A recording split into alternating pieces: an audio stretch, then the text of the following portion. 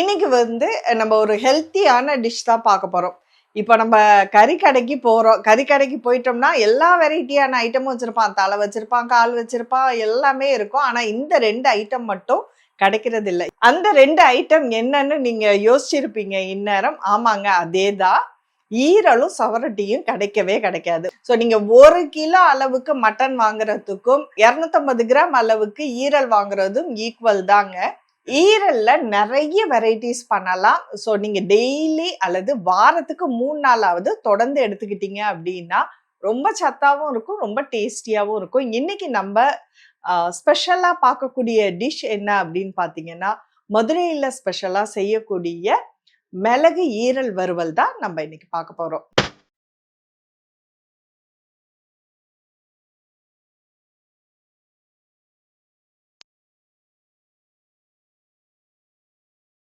சில மசாலா பொருட்கள்லாம் நம்ம அரைக்க போறோம், வறுத்து அரைக்க போறோம். ஸோ அதுக்கு தேவையான பொருட்களை இப்ப நம்ம வரிசையா பார்க்கலாம்.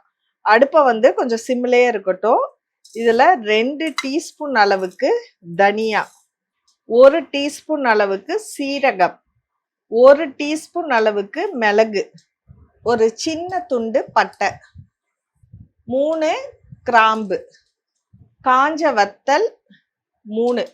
இது எல்லாத்தையுமே கொஞ்சம் நல்லா வறுத்துடுவோம். இது கூட 1 டேபிள் ஸ்பூன் அளவுக்கு முந்திரி பருப்பு, கசகசாவும் நீங்க சேர்த்துக்கலாம். அது இல்லைன்னா நீங்க வந்து முந்திரி பருப்பை ஆட் பண்ணிக்கலாம். நல்ல ஃப்ளேவர் கொடுக்கும், அதுக்காக நம்ம இதுல முந்திரி பருப்பு சேர்க்கிறோம். இது கொஞ்சமா வாசனை வர்ற வரைக்கும் வறுத்துடுவோம். இது நல்லா வதங்கிடுச்சு. இதை அப்ப ஆஃப் பண்ணிடுவோம். ஸோ இதை எடுத்துட்டு ஆறுனதுக்கு அப்புறம் மிக்சியில நல்லா பொடி பண்ணி எடுத்து வச்சுடுவோம்.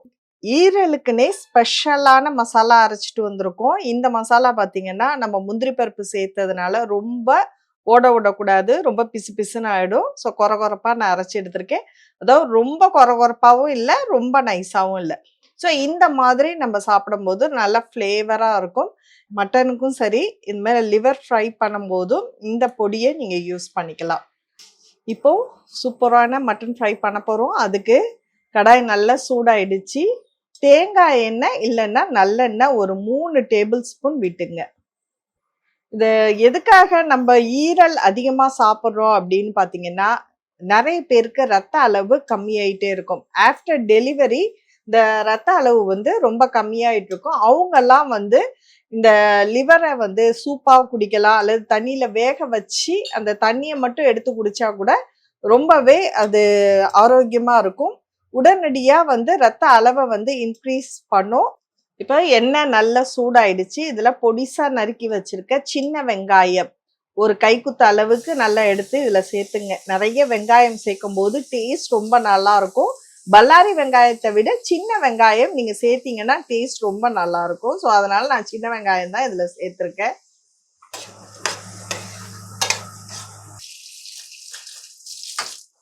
இதோட நல்ல ஃப்ரெஷ்ஷான கருவேப்பிலை அடுப்பை சிம்லேயே வச்சுட்டு கொஞ்சம் கோல்டன் ப்ரௌன் ஆற வரைக்கும் நம்ம இதை வதக்கணும். இப்போ இது நல்லா வதங்கிட்டு இருக்கு. இதோட ஒரு 5-6 பல்லு பூண்டு, ஒரே ஒரு பச்சை மிளகாய் சேர்த்து இதையும் கொஞ்சம் வதக்குவோம்.